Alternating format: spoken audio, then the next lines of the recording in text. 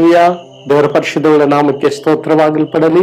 ಈ ವೇಳೆಯಲ್ಲಿ ಸ್ವರ್ಗ ಸ್ವರ ಈ ದೈವಿಕ ದೈನಂದಿನ ದೈವೋಕ್ತಿಗಳ ಈ ಕಾರ್ಯಕ್ರಮಕ್ಕೆ ನಿಮ್ಮನ್ನು ಸ್ವಾಗತಿಸುತ್ತಾ, ತಂದೆ ದೇವರ ಪರಿಶುದ್ಧ ನಾಮವನ್ನು ನಾವು ಕೊಂಡಾಡುವ ಹಾಗೆ ಕರ್ತನು ನಮ್ಮೊಂದು ಕೃಪೆ ಕೊಟ್ಟು ಆತ ನಮ್ಮನ್ನು ನಡೆಸಿರುವಂತಹ ಈ ನಡೆಸುವಿಕೆಗಾಗಿ ದೇವರಿಗೆ ಸ್ತೋತ್ರವಾಗಲ್ಪಡಲಿ.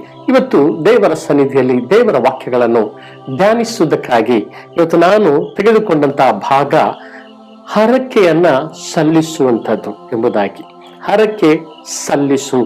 ಪರಾತ್ಪರನಿಗೆ ನೀನು ಮಾಡಿಕೊಂಡಿರುವಂತಹ ಹರಕೆಯನ್ನು ದೇವರಿಗೆ ನೀನು ಸಲ್ಲಿಸುವಿಕೆಯ ಕುರಿತಾಗಿ ಇವತ್ತು ಮಾತಾಡುವುದಕ್ಕಾಗಿ, ದೇವರ ವಾಕ್ಯವನ್ನು ಧ್ಯಾನಿಸುವುದಕ್ಕಾಗಿ ಆದಿಕಾಂಡ 28ನೇ ಅಧ್ಯಾಯ 10ನೇ ವಚನದಿಂದ ಕೆಲವು ವಚನಗಳನ್ನು ಓದಿಕೊಳ್ಳುವಾಗ, ದೇವರು ದರ್ಶನವನ್ನ ಕಂಡನು.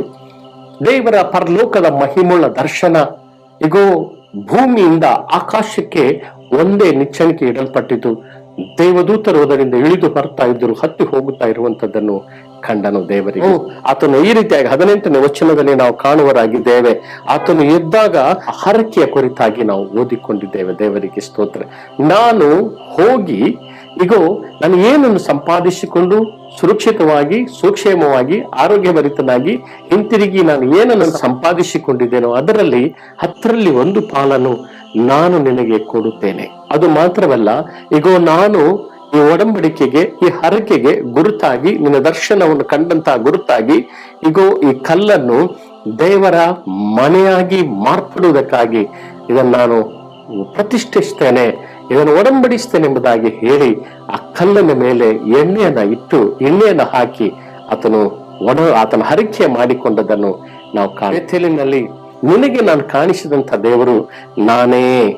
ಅಲ್ಲಿ ಕಂಬದ ಮೇಲೆ ಎಣ್ಣೆಯನ್ನ ಹೊಯ್ದು ನನಗೆ ನೀನು ಹರಕೆ ಮಾಡಿಕೊಂಡಿದ್ಯಲ್ಲ, ಈಗ ಆ ಹರಕೆಯನ್ನು ಮಾಡಿಕೊಂಡಿದ್ಯಷ್ಟೇ, ಈಗ ನೀನು ಎದ್ದು ಆ ದೇಶಕ್ಕೆ ಹೊರಟು. ದೇವರಿಗೆ ಹರಕೆ ಇವತ್ತು ನಾವು ಹೊತ್ತಿರುವಾಗ, ಹರಕೆ ಸಲ್ಲಿಸ್ತೇನೆ ಎಂಬುದಾಗಿ ಮಾತು ಕೊಟ್ಟಿರುವಾಗ, ನಾವು ಇವತ್ತು ದೇವರ ಸನ್ನಿಧಿಯಲ್ಲಿ ಆ ಹರಕೆಯ ಸಂಗತಿಗಳನ್ನ ಬಹಳ ಬಹಳ ಭಯವುಳ್ಳವರಾಗಿ ಜ್ಞಾಪಕವುಳ್ಳವರಾಗಿ ದೇವರ ಸನ್ನಿಧಿಯಲ್ಲಿ ಮಾಡಿಕೊಂಡಂತ ಹರಕೆಯ ಕುರಿತು ನಾವು ಯಾವಾಗಲೂ ಅದನ್ನು ಸಲ್ಲಿಸುವುದಕ್ಕೆ ಉತ್ಸುಕರಾಗಿರಬೇಕೆಂಬುದೇ.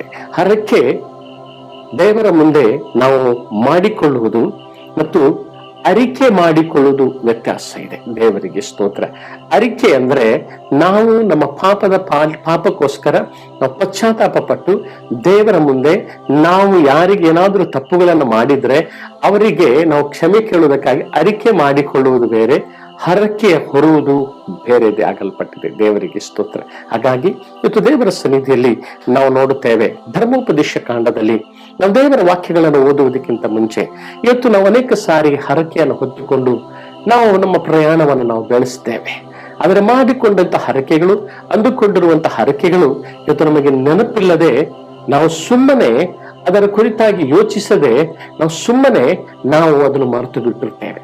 ಆ ಹರಕೆ ಎಂಬುದಾಗಿ ಹೇಳುವಾಗ ಒಬ್ಬ ಮನುಷ್ಯನಾಗಿರುವ ನಮ್ಮ ಜೀವಿತಗಳಲ್ಲಿ ಕಷ್ಟಗಳ ಸಮಯದಲ್ಲಿ, ನಿರಾಸೆಯ ಸಮಯದಲ್ಲಿ, ದುಃಖದ ಸಮಯದಲ್ಲಿ, ಏನೋ ಒಂದು ಜಯ ನನ್ನ ಜೀವಿತದಲ್ಲಿ ಆಗಬೇಕೆಂದಿರುವಂತ ಸಮಯದಲ್ಲಿ, ರೋಗದ ಬಾಧೆಯಲ್ಲಿ ಬಿದ್ದಿರುವಂತ ಸಮಯದಲ್ಲಿ, ಮಕ್ಕಳ ಭವಿಷ್ಯತ್ತನ್ನು ಒಳ್ಳೆತನಕ್ಕಾಗಿ ಬೇಡಿಕೊಂಡಿರುವಂತ ಸಮಯದಲ್ಲಿ, ಏನೋ ಒಂದು ಸಂಗತಿ ಇವತ್ತು ಆವೇಶಿಕವಾಗಿಯೂ ಭಾವುಕರಾಗಿಯೂ ಅಥವಾ ಭಕ್ತಿ ಉಳ್ಳವರಾಗಿ ನಾವು ಒಂದು ಸಂಗತಿಯನ್ನು ನಮ್ಮ ತುಟಿಗಳನ್ನು ತೆರೆದು ನಾವು ದೇವರ ಮುಂದೆ, ದೇವರೇ ನಾನು ಹೀಗೆ ಮಾಡುತ್ತೇನೆ, ದೇವರೇ ನಾನು ನಿನ್ನದನ್ನು ಸಲ್ಲಿಸ್ತೇನೆ, ದೇವರ ಈ ಸ್ಥಳದಲ್ಲಿ ನಿನಗೋಸ್ಕರ ನಾನು ಈ ಕೆಲಸವನ್ನ ಮಾಡುತ್ತೇನೆ, ದೇವರ ನಿನಗಾಗಿ ಇಷ್ಟನ್ನು ನಾನು ಕೊಡ್ತೇನೆ, ದೇವರ ನಿನ್ನ ಮಹಿಮೆಗಾಗಿ ಸೇವೆಯನ್ನು ನಾನು ಈ ರೀತಿಯಾಗಿ ಪ್ರೋತ್ಸಾಹ ಎಂಬಿತ್ಯಾದಿ ಸಂಗತಿಗಳನ್ನ ನಾವು ದೇವರ ಮುಂದೆ ನಾವು ಹರಕೆ ಮಾಡಿಕೊಂಡಿರುತ್ತೇವೆ. ದೇವರಿಗೆ ಸ್ತೋತ್ರ.